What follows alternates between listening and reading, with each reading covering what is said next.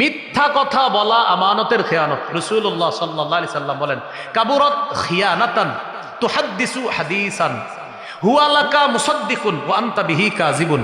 এটা কত বড় খেয়ানত! তুমি শ্রোতাদের সামনে কথা বলতেছো, শ্রোতা ভাবতেছে হা হা হা এটা সত্যি কথা, কিন্তু তুমি জানো মিথ্যা কথা। যেমন আমি বললাম, আপনারা যদি আমাকে আগামীতে এই এলাকার দায়িত্ব দেন, তাহলে প্রথম 1 মাসের মধ্যেই রাস্তাঘাট যা আছে এগুলা সব ঢালাই করে সুন্দরভাবে করে দিব।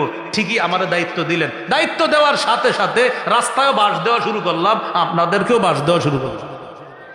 কারণ ওই যে আমি যখন কথা বলতেছি তখন আমি জানি আপনারা ভাবতেছেন হা হা উনি ভালো মানুষ, হজ করে আসছে, তাসবিহ পড়ে খুব মাশাআল্লাহ, আপনারা ভাবতেছেন সত্য কথা, কিন্তু আমি জানতেছি তোরা আমারে খালি কোনো মতো দায়িত্বটা দে।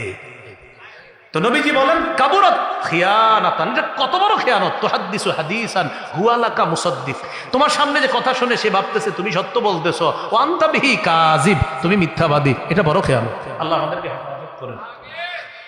মজলিসের কথা বাহিরে না বলা, এটা আমানত। মনে পার্সোনাল মজলিস 3-4 জনের, মনে করেন আমি উসামা ভাই আরো 3-4 জন এক জায়গায় বসা, পার্সোনাল একটা মজলিস, এখন উসামা ভাই কথা বলতেছে, হঠাৎ উনি এদিক সেদিক তাকাইতেছে, ভাই কথাটা কিভাবে বলি, এদিক সেদিক তাকাই কিভাবে বলি।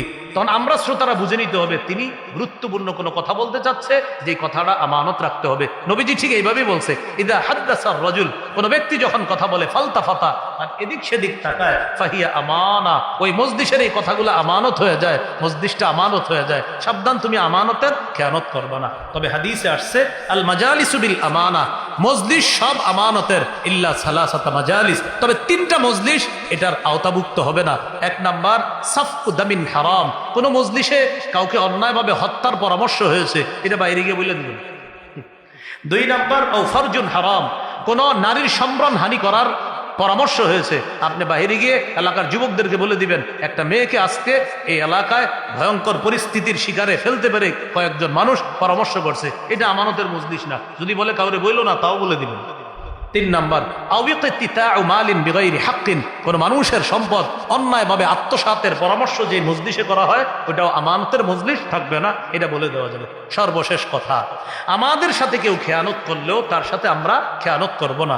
রাসূলুল্লাহ সাল্লাল্লাহু আলাইহি সাল্লাম বলেছেন, ওয়ালা তাখুন মান খানাকা, তোমার সাথে কেউ খেয়ানত করলেও তুমি খেয়ানত করবা না, তোমার সাথে কেউ খেয়ানত করলেও তুমি খেয়ানত করবা না।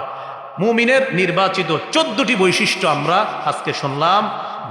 মুমিন সন্দেহ ছাড়া আল্লাহ আল্লাহ রসুলকে বিশ্বাস করবে, যারা পরে আসছেন একটু শোনেন। 2 নাম্বার জানমাল নিয়ে আল্লাহ রাস্তায় জিহাদ করবে। 3 নাম্বার দলবদ্ধ কোনো কাজে থাকলে আমিরের হুকুম ছাড়া মুমিন কোথাও যাবে না। আমির কাকে মানবেন এই ব্যাপারে আমরা আলোচনা শুনেছি।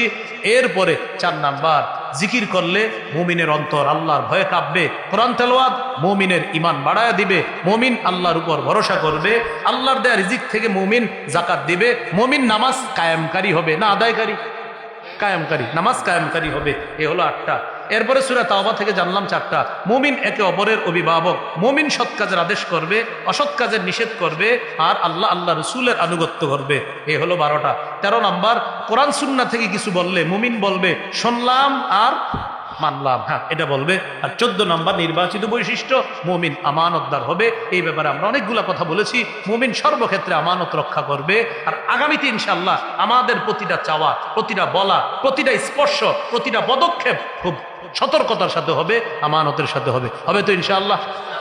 ব্যাস এই পর্যন্ত থাক, ভাই আলোচনা করবে ইনশাল্লাহ। আমরা যেইভাবে আছি বাস এইভাবে থাকি সবাই ইনশাল্লাহ। যারা যারা দাঁড়িয়ে আছি ওই অবস্থায় থাকেন, বসে আছি যারা এই অবস্থায় থাকি।